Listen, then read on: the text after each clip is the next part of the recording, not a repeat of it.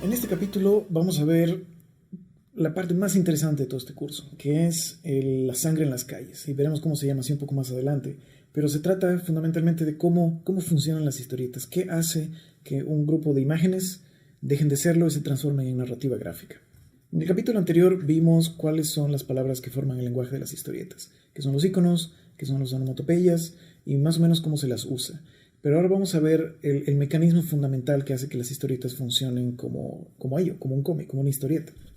En esta primera parte vamos a hablar sobre el lector, que es el que realmente hace que todo esto funcione y que se vuelve nuestro cómplice al momento de contarle las historias.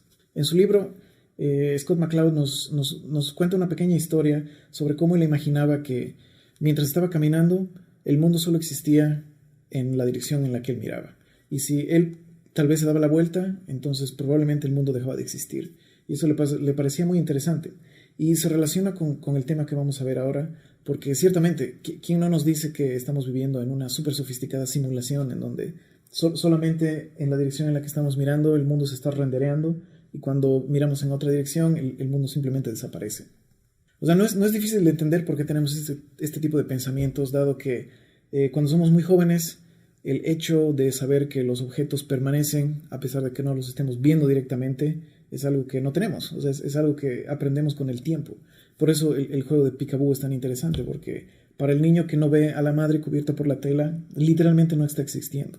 Esto nos lleva a pensar que nuestra capacidad de saber que las cosas existen a pesar de que no las estamos viendo va mucho más allá de solo el ambiente que nos rodea. Pensemos en que por más que una persona haya viajado por una infinidad de lugares del mundo, es prácticamente imposible, de hecho, probablemente es imposible que vea todo el mundo. O sea, siempre va a haber un pequeño recoveco que simplemente es imposible llegar.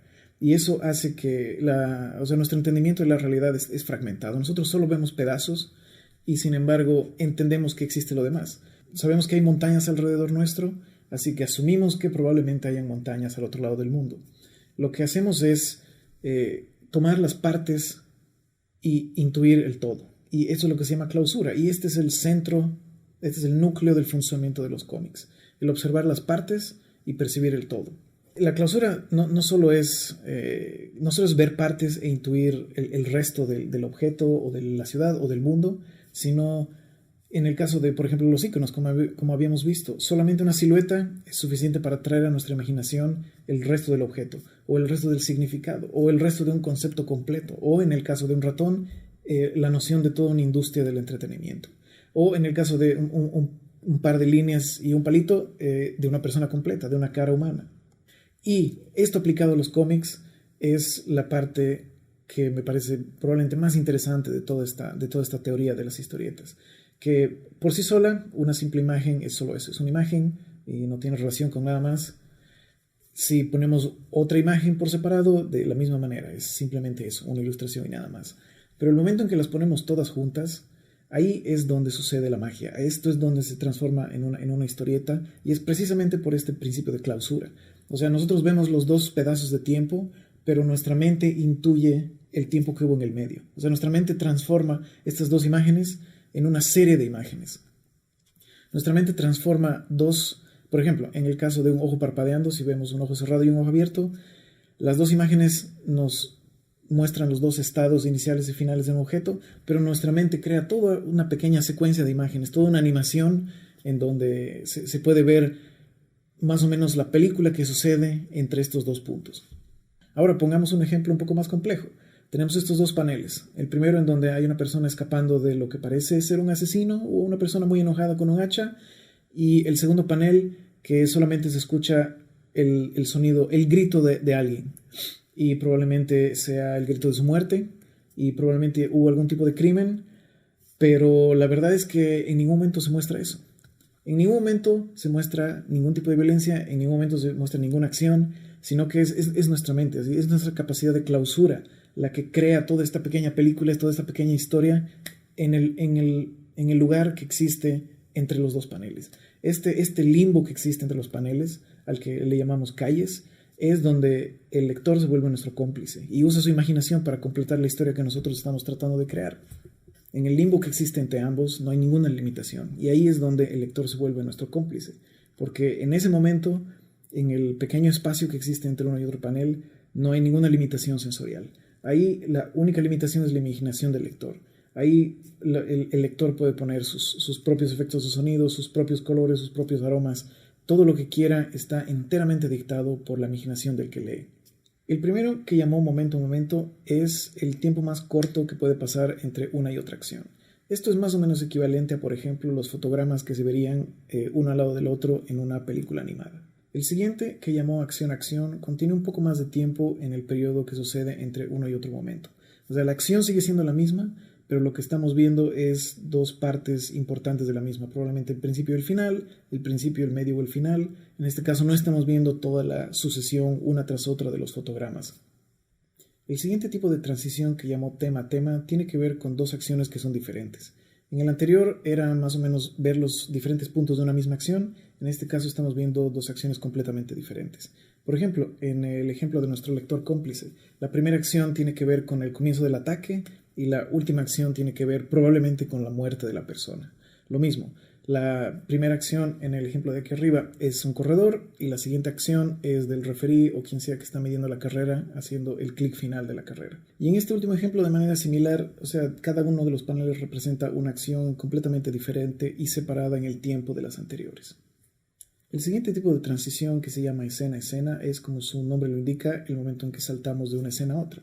El momento en que hemos terminado todas las acciones pertinentes a nuestra primera escena, nos trasladamos ya sea en el espacio o en el tiempo a un lugar diferente, probablemente con personajes diferentes, en donde comienza una nueva parte de la historia. Por eso es bastante típico ver los pequeños cuadros que ven arriba, que explica, por ejemplo, que 10 años después, o el que está arriba, que quiere decir mientras tanto, y nos trasladamos a un lugar totalmente diferente del espacio. O en el caso de aquí abajo, en donde simplemente estamos viendo pequeños vistazos de diferentes personas tomando diferentes acciones en diferentes lugares. El siguiente tipo de transición, que me parece una muy interesante y muy importante, es la de aspecto a aspecto, la cual no necesariamente transmite el paso de tiempo o una ubicación diferente, sino más bien trata de transmitir o sea, que los acontecimientos están pasando al mismo tiempo en un mismo lugar, sin que necesariamente pase el tiempo entre uno y otro. Por ejemplo, podemos ver, me parece que el ejemplo de aquí es el mejor, en donde toda la escena, todos los tres paneles forman parte de una sola escena. Una persona que está echada viendo el sol, y en el primer panel se destaca la luz del sol, tal vez la tranquilidad del lugar. En la última se destacan los pájaros, las nubes, y bueno, en el centro se lo puede ver a la persona simplemente descansando. Entonces todos estos paneles forman una sola cosa. De la misma manera, en el ejemplo de aquí arriba, el primer panel trata de describir el tipo de lugar en el que está sucediendo la escena, y el segundo panel nos muestra las acciones que están aconteciendo al mismo tiempo. Y el último tipo de transición que vamos a mencionar es la de non sequitur, que es esencialmente ambos paneles, ambas escenas no tienen nada que ver una con la otra. No estoy completamente seguro en qué momento llegaría a usar algo así, pero es un tipo de transición más, así que vale la pena mencionarla. Y ahora quiero que hagamos un más o menos detallado análisis del ejemplo que tiene Scott McCloud en su libro de cómo podemos cambiar un poco la narrativa y el tipo de transiciones que usamos y mantener nuestras historias más o menos iguales.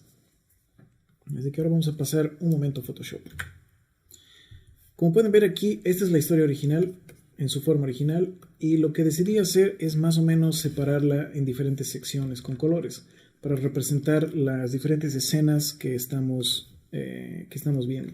La primera parte en rojo es simplemente la conversación de los dos personajes, uno de ellos que probablemente es su madre, que le dice que tenga cuidado al salir, y en la siguiente fila, bueno, aquí tienen una conversación sobre que tenga cuidado al salir. Y en esta parte de acá, el sujeto está buscando las llaves en su cartera, las encuentra y finalmente se va. Toda la siguiente sección, aquí en celeste, es una serie de transiciones de momento a momento, en donde se ve básicamente que el tipo se sube al auto y arranca, y nada más. La siguiente sección, en esta parte morada, no es más que el viaje del auto del punto A al punto B. En el medio se encuentra con tráfico, decide tomar un atajo, pero esencialmente esto se trata exclusivamente de su viaje. Le pondremos aquí viaje, esto es el arranque del auto, y esto es básicamente una conversación. En el siguiente sector es el personaje principal que llega a la probablemente casa de su novia. la cual está muy ocupada para salir, así que decide decirle que si pueden salir mañana, y nuestro personaje principal vuelve a su auto y emprende la partida de nuevo. Así que aquí está la visita. En el sector azul, no sabiendo qué hacer, decide parar brevemente en una tienda en una tienda donde se retan videos, y saca una película y nada más. Y en la última sección de la historia, nuestro personaje principal decide tomar alguna bebida, probablemente alcohólica, dado que ahí dice Bud, y lo cual desemboca en un accidente y finalmente su muerte como último panel. Aquí hay todo tipo de transiciones, como por ejemplo todas estas que son bastante innecesarias, puesto que básicamente están contando algo que se puede contar en 2 paneles. Así que lo que hace Scott McCloud es mostrarnos la misma historia, pero una versión ligeramente reducida. Y por ligeramente quiero decir que desaparece más o menos el 60% de la historia. Entonces, ¿cómo podemos resumir todo esto? Escondamos esto brevemente y vayamos a otra sección. O sea, toda la parte que sucede de la conversación inicial con su madre, tía, lo que sea, se transforma básicamente en un panel, el cual simplemente nos está contando eso, que están teniendo una conversación en donde le pida que tenga cuidado y el tipo decide irse. Las siguientes 2 es, como lo había mencionado anteriormente, solamente 2 paneles que nos lleva del punto A al punto B, sin mayores... O sea, realmente no necesitamos saber toda esta sección de aquí, en donde tiene problemas con el tráfico, decide tomar un atajo, toma el camino, es completamente innecesario. Finalmente la historia solamente depende del hecho de que fue del punto A al punto B. La siguiente sección, que tiene toda una conversación con su novia, se reduce simplemente a los 3 puntos principales. Llega al punto en donde va a suceder la escena, sucede la escena en donde le dice que no puede salir con él en ese momento, así que decide posponerlo para otro día, y en el último momento es que decide salir de ahí e ir en otra dirección. Y en la última parte de la escena nos muestra la secuencia de paneles mínimamente necesarios para hacernos entender que en el primer panel decide tomar una cerveza, en el segundo panel la toma, en el tercero tiene un accidente, y finalmente, y una vez más, toda la historia termina cuando él muere. Como verán, o sea, nos hemos ahorrado una cantidad innumerable de paneles, y sin embargo nuestra historia es esencialmente la misma. Un personaje que sale de su casa, va a visitar a su novia, y al final todo decide tomar mientras maneja y se muere. Y aquí podemos ver incluso una versión más de esta historia, en donde decidimos reducir la historia a sus partes más fundamentales. El hecho de que, o sea, el inicio de la historia, donde le recomiendan que no tome y que tenga cuidado, y los 3 paneles necesarios para entender el motivo de su muerte: tomar, accidente y muerte. Y una vez más, la historia, aunque fundamentalmente se mantiene exactamente igual, ha sido reducida a prácticamente sus 2 elementos principales: el inicio y el final de la historia. Y de hecho, esto podemos llevarlo incluso un paso más y directamente plantear el inicio de la historia, en donde le pide que por favor tenga cuidado, y el final de la historia, en donde simplemente el personaje está muerto. O sea, y sabemos que él, porque aquí dice Carl y aquí dice Carl. Ahora, no solo es que nuestra historia se mantiene, a mi parecer, básicamente la misma, sino que incluso agregamos un cierto sentido de humor, porque es como que todo lo que le pide que por favor no suceda en el primer panel termina acabando en el segundo panel y en el último panel. Y como habíamos mencionado durante todo este capítulo, o sea, la imaginación del lector sucede aquí adentro, y ahí es donde sucede la imaginación. Entonces el lector puede crear una infinita posibilidad de eventos graciosos o dramáticos o terribles que puedan haber sucedido ahí, para llevarnos del primero al segundo panel. Y bueno, una vez más, esta es una muestra de todo lo que hemos estado viendo. Es una muestra de cómo una historia puede cambiar, o mejor dicho, mantenerse igual dependiendo de las transiciones y la narrativa que usemos, y cómo es tan importante la participación de nuestro lector al contarse él mismo la historia que potencialmente puede estar pasando en las calles y en los espacios que nosotros dejamos sin explicar. Pero volviendo un poco más al análisis teórico de este asunto. Ahora que hemos visto, o sea, la variedad de transiciones que hay, que podemos usar, y de las diferentes maneras que se las pueden usar, me pareció también sumamente importante poner el análisis que hizo Scott McCloud sobre la cantidad y tipo de transiciones que se usa dependiendo del estilo de cómic del que estamos hablando. Por ejemplo, él decidió tomar el número de Fantastic Four, hecho por Jack Kirby, y contar el tipo de transiciones que hay. Aquí están el momento a momento, acción a acción, escena a escena, etcétera, etcétera.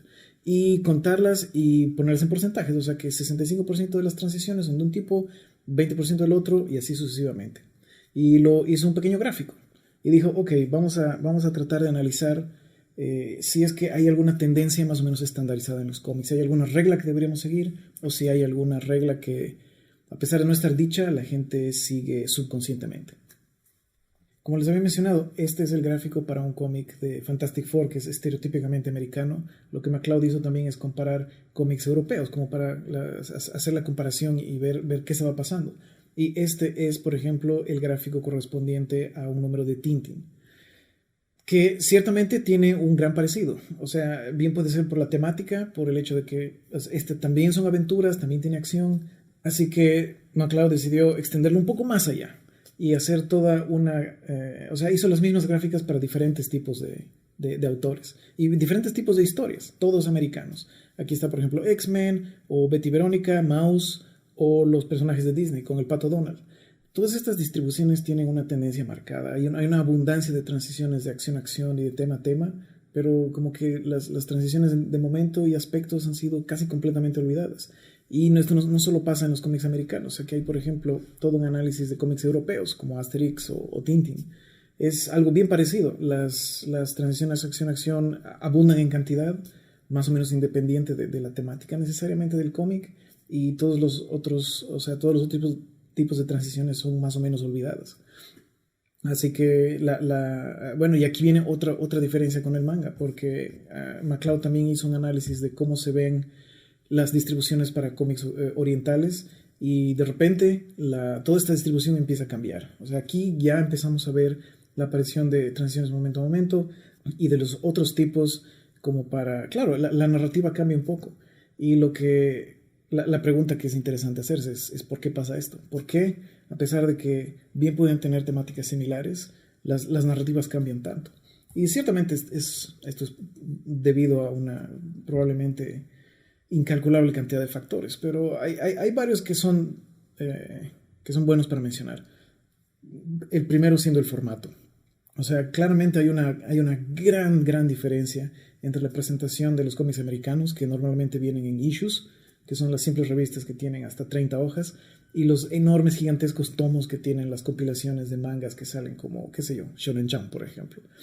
Y claro, cuando no hay que apurarse a contar una historia en 22 páginas, uno bien puede darse un poco más de espacio para, como se ve aquí en los tres ejemplos, en los tres primeros paneles de arriba, se puede establecer un poco más el ambiente, se puede notar los detalles de la casa, de las ventanas, para, como decía, establecer un poco el ambiente donde va a suceder la escena, en donde van a estar los personajes. O, en el caso de estos últimos 6 paneles de aquí, se puede dedicar un montón de espacio al dramatismo, para que con este tipo de prácticamente animaciones se dé la sensación casi, que se sienta como una película, que se sienta como imágenes que están siendo animadas frente a ti. Y obviamente este aspecto cinematográfico le da un aire muy diferente a las escenas cuando se las está contando en una historieta. Al final es un poco difícil determinar específicamente cuáles son los factores que cambian el estilo de narrativa en cada lado del mundo, pero como habíamos hablado en el caso anterior, siempre es bueno, de hecho lo mejor siempre es robarse los estilos que más convenientes sean. Si tu historia necesita más dramatismo, aumenta más paneles. Si tu historia necesita ser un poco más breve, solamente sácalos. Es el estilo que más se acomode a la narración, tiene que ser adoptado. Siempre todo tiene que estar al servicio de la historia. Y con esto hemos terminado el capítulo 4. En este capítulo hemos visto qué es la clausura, que es la capacidad de observar las partes y de percibir el todo, y que este es el centro, esta es la sangre de los cómics, esto es lo que hace que funcionen. Y que toda la imaginación de los lectores y la manera en que los hacemos nuestros cómplices es dejando volar su imaginación en las calles, que son el espacio que existe entre panel y panel. O sea que la clausura es la sangre en las calles, y por eso se llama el capítulo La sangre en las calles, porque es lo que hace que los cómics sean cómics.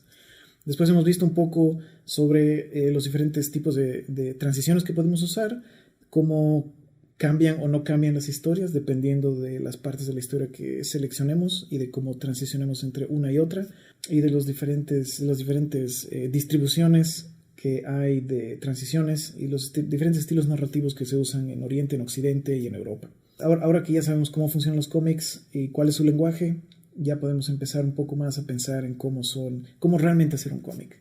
El próximo capítulo hablaremos sobre el encuadre, dónde poner las cámaras y cómo funciona organizar los paneles para nuestras historias. Y no se olviden que pueden encontrar este curso completo y otras clases y recursos entrando a la dirección que pueden ver en pantalla, gumroad.com/jcporcel, o seguir el link en la descripción.